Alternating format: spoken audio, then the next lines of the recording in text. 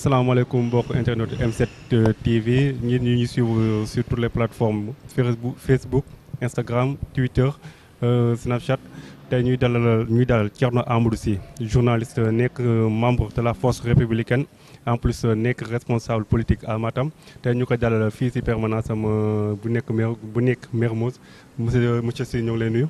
maa ngi lay fay di fay waa M7 yëpp su ma juumalee M7 la di am mbégte ci initiative bi di encourager sunu xarit Cheikh Diaby ci initiative bu bees bi et puis yàlla na ko yàlla barkeel. ñu jógee ci élection législative yi ban enseignement ngeen ci tiré.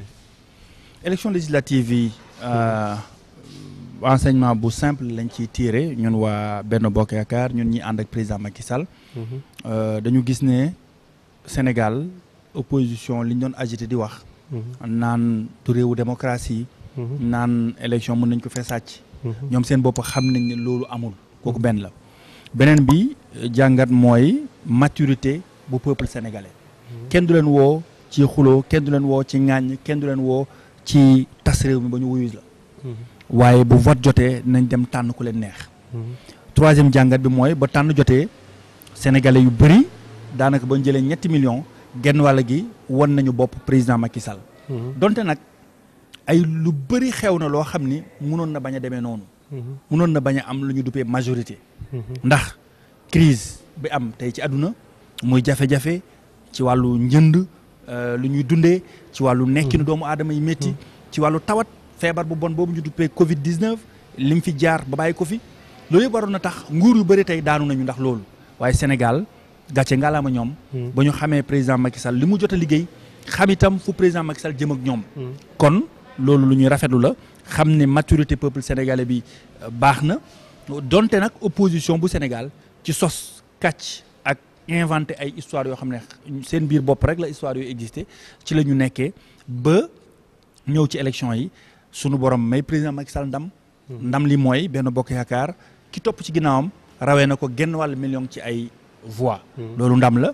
keneen ka ca topp rawee na ko million ak lu topp ci ay voix. loolu kon ndam la.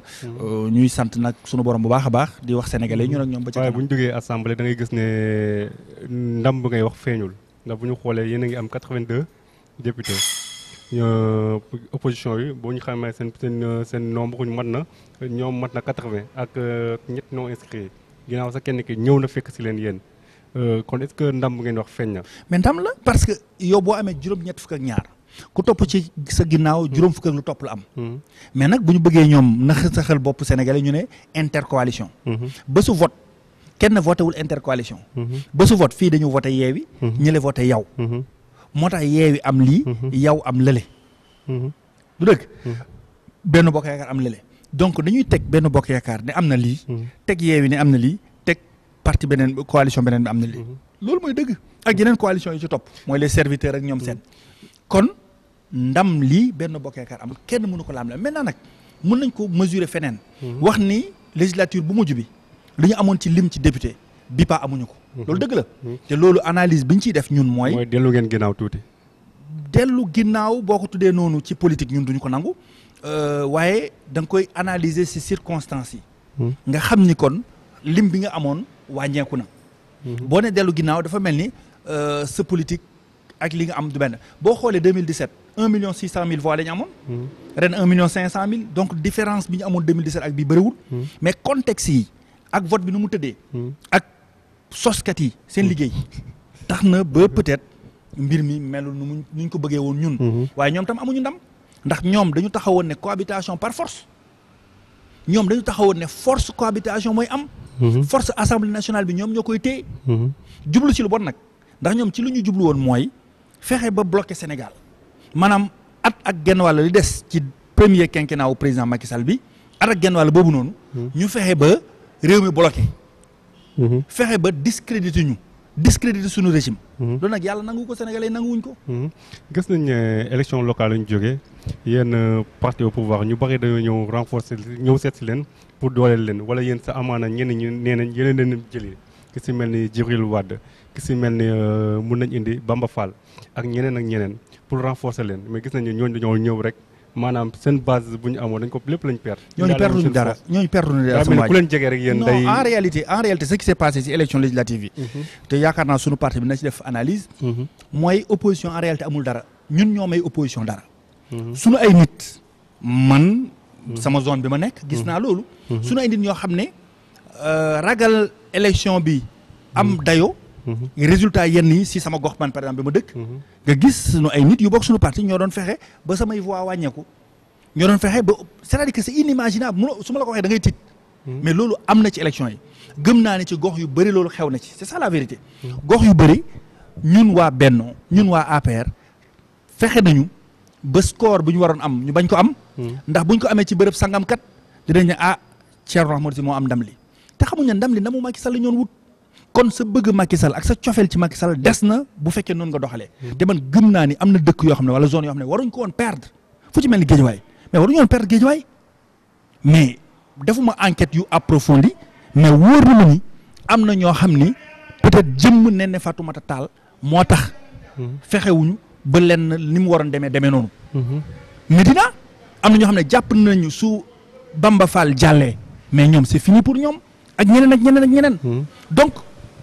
opposition liggéeyuñ fi lu tax ñu am ndam lii ñoom seen bopp xam nañ ko ñoom seen bopp xam nañu liggéeyuñ fi lu tax ñu war a am ay 50 nangam député maintenant nag ñun ñi nga xam ne nekk pouvoir bu ñu déggoowul déggoo bu ñu war a déggoo bu ñu boolowul bu ñu war a booloo bu ñu amul solidarité bu ñu gëmul ne liste bi buñ ci tegee Thierno Ahmadou Sy tête de liste bu gañee suñu ndam la ñun ñëpp bu ñu gëmee ne bu gañee moom dafay am lii dafay am lële mais duñ dem fenn et malheureusement ça s'est passé comme ça dans plusieurs localités ñun Fouta yeewi foo xam ne mosuñ fa dëgg seen tànk seen leader bi ba mu ñëwee mënul sax dugg ci diwaan bi eggul sax Matam ba tey donc bu fekkee am na fa ay 100 voix ak i 50 voix ci ay dëkk wala ñu ne la gagné na tel dëkk mais loolu c'est inimaginable c'est parce que donc ay force ñoo nekk suñu biir yoo xam ne dañu bañoon victoire suñu bourrage d'urne yu li ngeen di jéem foofu noonu foofu fële sa Fouta c'est pas vrai mënul am wax naa la sànq observateurs yi jóge nañu sur l'international ñëw ña suñu élection jaar na yoon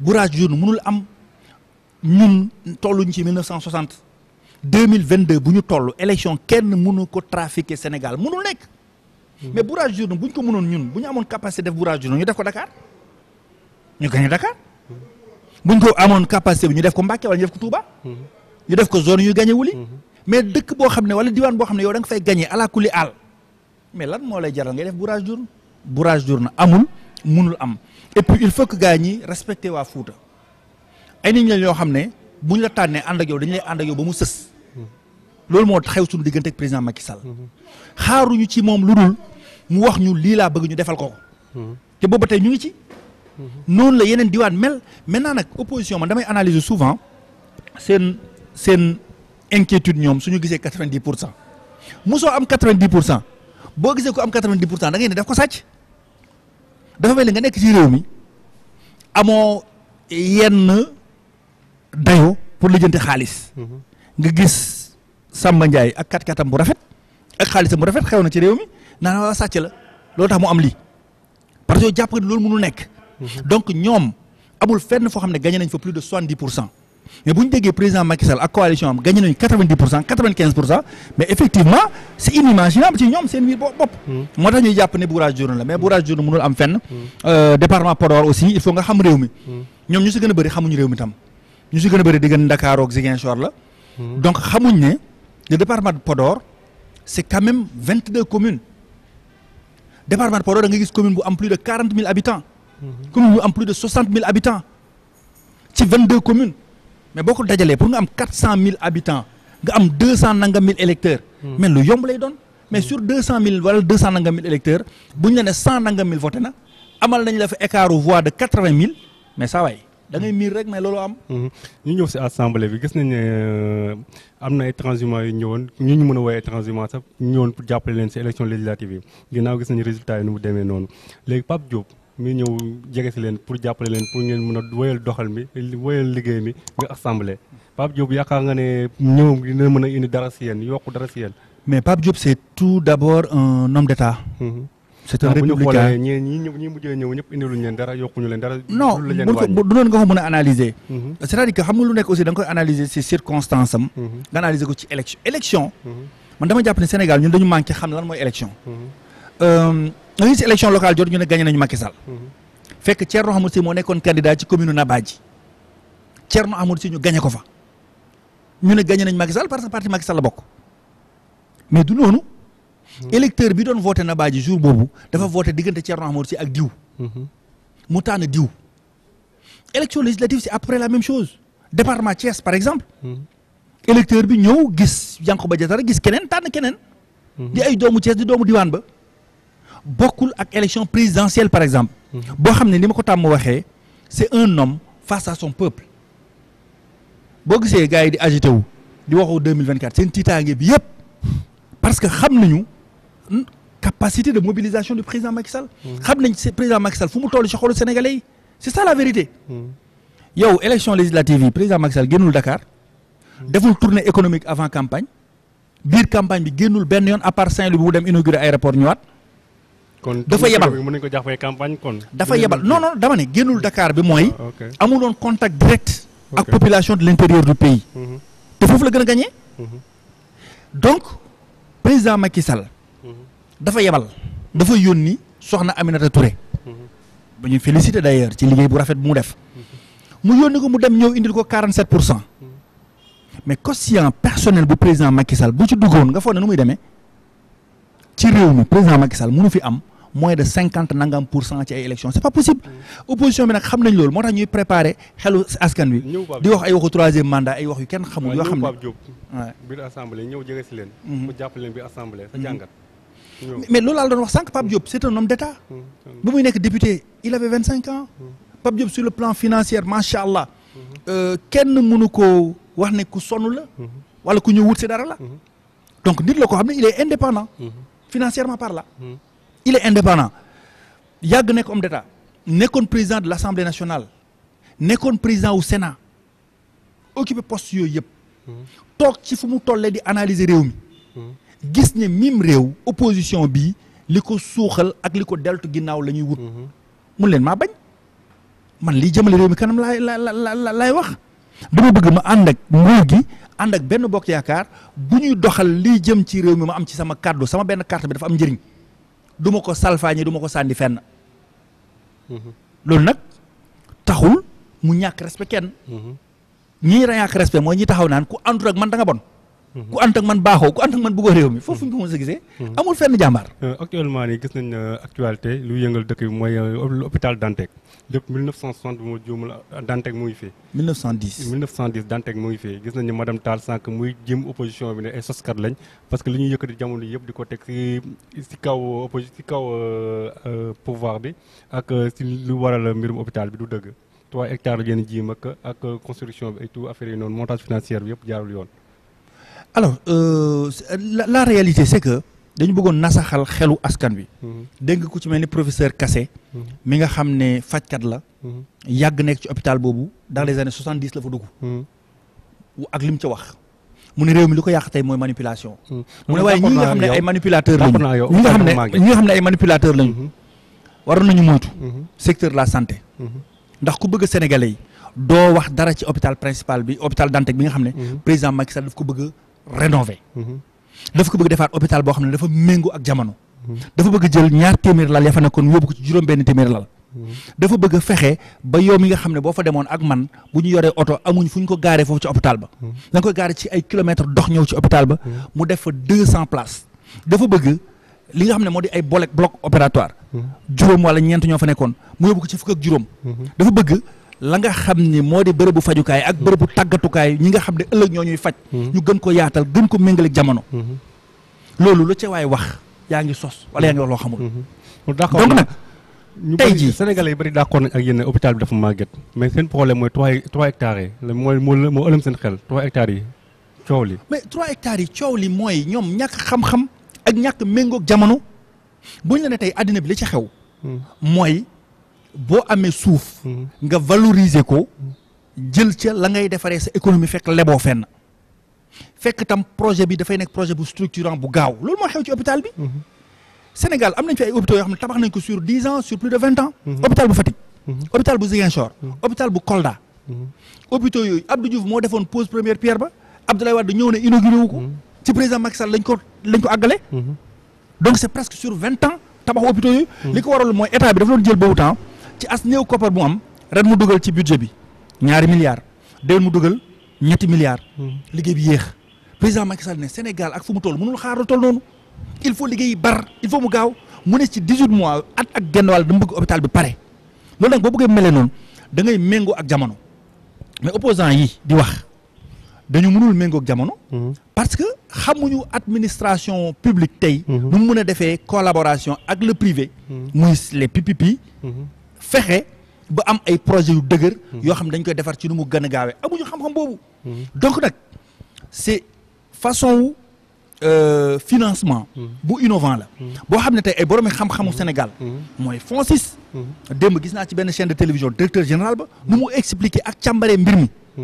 amul lenn loo xam ne du intérêt Sénégal donc ci intérêt réew mi le président Macky Sall mu sa nekk te tam li mooy ñii nga xam ne ñooy acteurs ñi yëngu ci mbir mi yëpp dalaloon nañu wax ak ñoom président Macky Sall dalal na leen wax ak ñoom acteurs yi waxtaan seen biir ba gis ne lii urgence la nii lañ ko war a defee nii lañ koy defee ñu tënk loolu ba noppi manipulateur yi jóg nga xam ne xamuñ ci dara ba ñuy wax mbir mi dara intéressé wu leen dañu xaar ba ci jamonoy élection ak yeneen indi coow loolu mais coow amu fi lenn lu nga xam ne tam du intérêt Sénégal amu ci li ci am mooy président Macky Sall vision bu mu am bokkut ak vision wu Sénégal 1980 mooy jël hôpital tàmbali ko tabax mu dem ci fukki at da ngay ñëw léegi def ay projets structurants mu gaaw te bar te baax loolu def jam ñaajo ba tabax une nouvelle ville en moins de 10 ans. xam naa Sénégalais ñuy seetaan di nga leen convaincre yaakaar naa mais bu ñu demee si affaire nu mu gaawatoo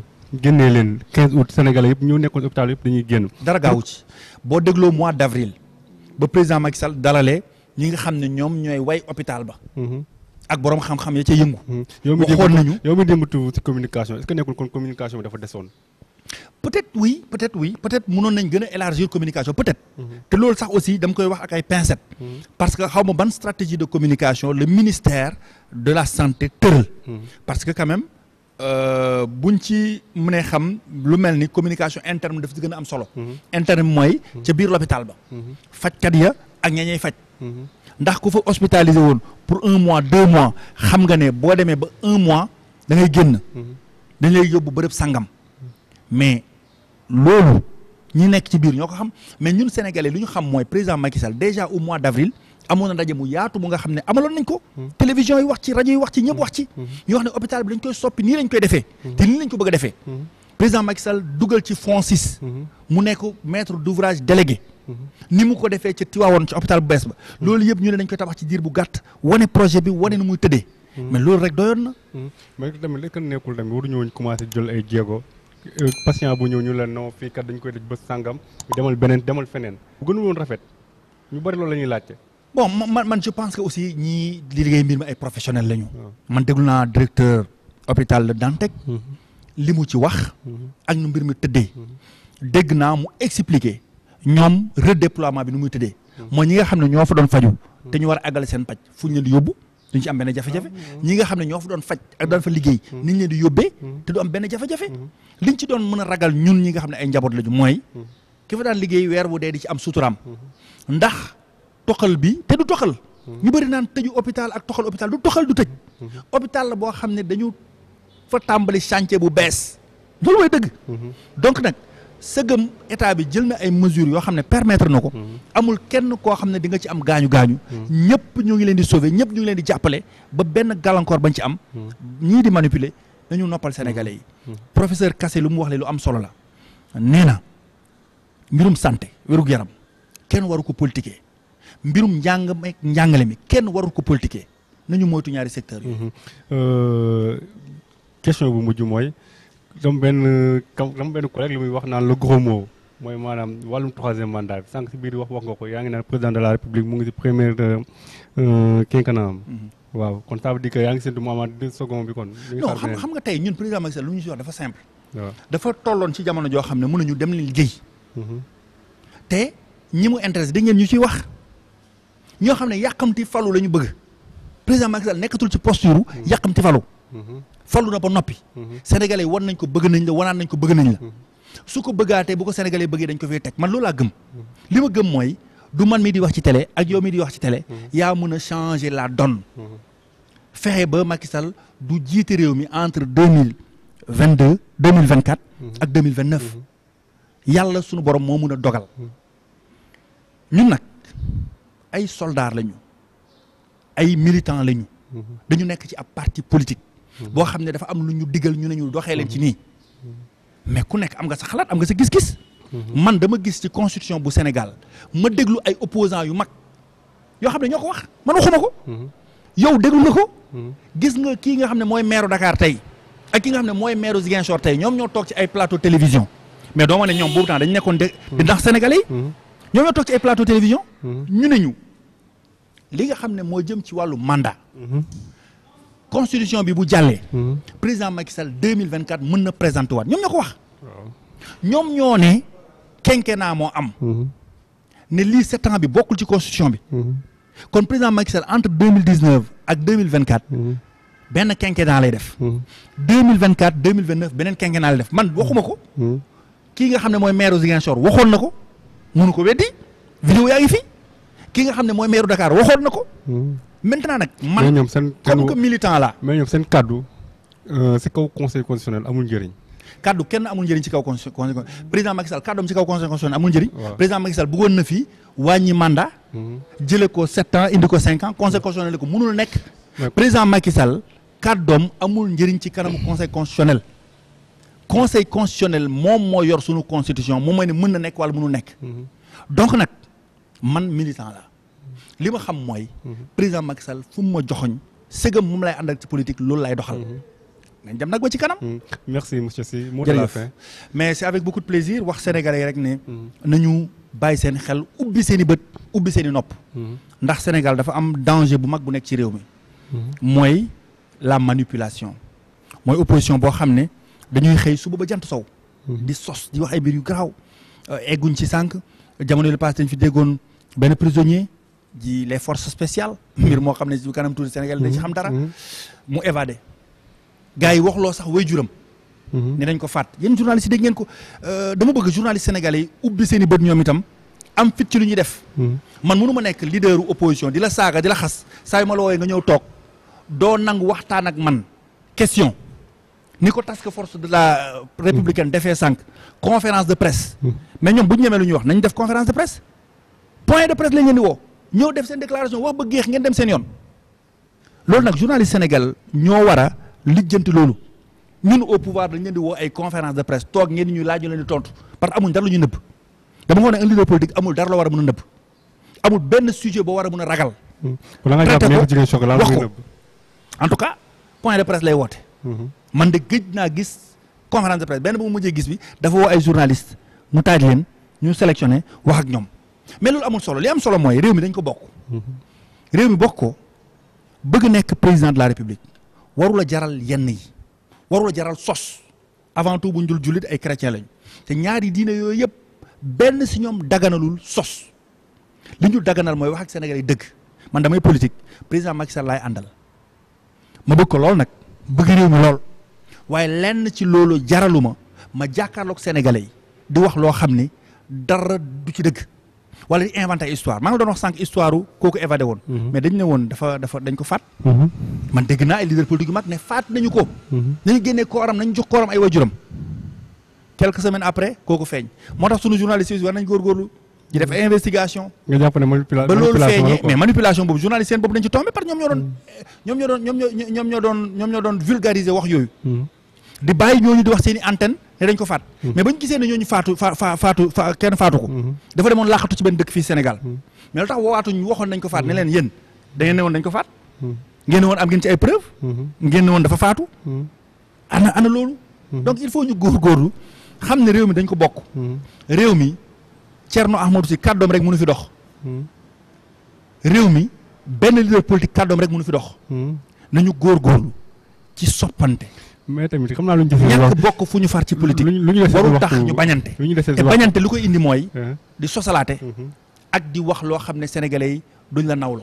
lu ñu jësee ci waxtu bariwul xam naa ne Badou dina ma ko baal tuuti mais ay sorti procureur tamit lu ëlm sénégalais la tamit gis nañu ay discours am à chaque fois bu génnee sénégalais yi bari dañuy jàpp seen bopp yaa tudd sànq problème Pape Mamadou Seck bi ndax boobu dafa évadé woon dem ba côté Touba yooyu ñu ko jàppee gis nañu François Makabu ak Ousmane Kabila Diatta bu ñu jàppoon ak ñeneen ba léegi France ne xit dem procureur lu mu si waxoon ba léegi sénégalais yaa ngi taxaw di xaar. waaw mais xam nga nag le temps manipulation sénégalais yi bari dañuy jàpp seen bopp temps justice ak sunu temps du benn. man ay fee laa lay wax. xam nga loolu yëpp yaa ngi may wax. ci diggante loxo procureur la nekk. man lu nekk ci loxo procureur te génnagul. mënuma ci avancé wu mais li ma gis ci ay fee. fee bi ma gis bu marquant mooy nit taxaw na ne diwkat faat nañ ko. man jullit laa.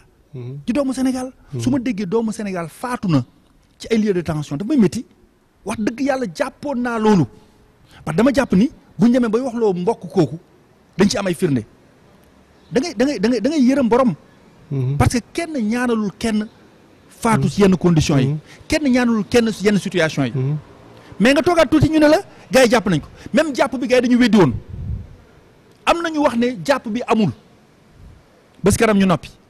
donc nañu moytu loolu. yéen journaliste. comme que ñun da ngeen ñu si génne da ngeen jàpp dañuy politique. fexe leen ba bañ a daanu ci loolu. aw ma benn leçon may jox benn journaliste ay confrères lañ yoo xam ne. soppante rek ak bëggante moo nekk sama diggante ak ñoom. mais nañu gën a góorgóorlu. bañ a bàyyi kenn di lëndëmal suñu xel ñuy lëndëmal xelu askan yi. parce que ñun dañu am devoir. face à ce peuple.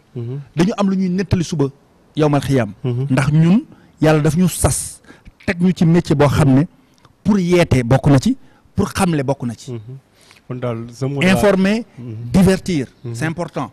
mais bu ñu nangu kenn di ñu wàccloo suñu mission bi ndax suñu mission bi dafa noble. sa mot de la fin bi ma ko déggee daal mooy maanaam na population bi gën a bàyyi xel moytu manipulateurs yi daal maanaam. médias yi jàppale leen ci. médias yi jàppale leen ci parce que médias yi gis nga li ci xew tey. da ngay jékki-jékki gis benn Ablaye Ndiaye comme sama kal la Ndiayeen. wala benn Samba Diop sama kal la Ndiobène. ne moom ab chroniqueur la. te ñu xam lan mooy chroniqueur ci métier bi. chroniqueur du tëb nga rek nekk nga ko man nekk naa journaliste ba génn ko jotuma nangu nekk chroniqueur. parce que dafa am lu mu laaj. ci background dafa am lu mu laaj ci parcours dafa am lu mu laaj ci ay at pour nga def ko ci métier bi. j'étais présentateur de télé j'étais reporter def naa yëpp. mais tuddewuma sama bopp ab chroniqueur. ndax chroniqueur bu dee ci domaine judiciaire ngay nekk da nga ci war a taxaw. boo demee ci nasaraan yi dañuy sax nangu dem jàngi. jàngi loolu. ba xam ci lu bëri. loo xam ne buñ ko waxee kenn du ko weddi. mais Sénégal Abdoulaye Ndiaye ak Samba Ndiaye bu jóg amatul fu mu liggéeyee. di def chantage dem nekk chroniqueur. malheureusement loolu mu ngi bëgg a yàq sunuy média mais gëm naa ni bu ñu góorgóorloo. mën nañ génn ci loolu yëpp. merci beaucoup monsieur Sy. jaajëf dal na bu baax. jaajëf bu nekkoon Thierno Amadou Sy fii si permanence su APR monsieur Sy ñu ngi lay remercier bu baax a baax bokk nag si membre de la force républicaine monsieur Sy merci encore une fois. jaajëf.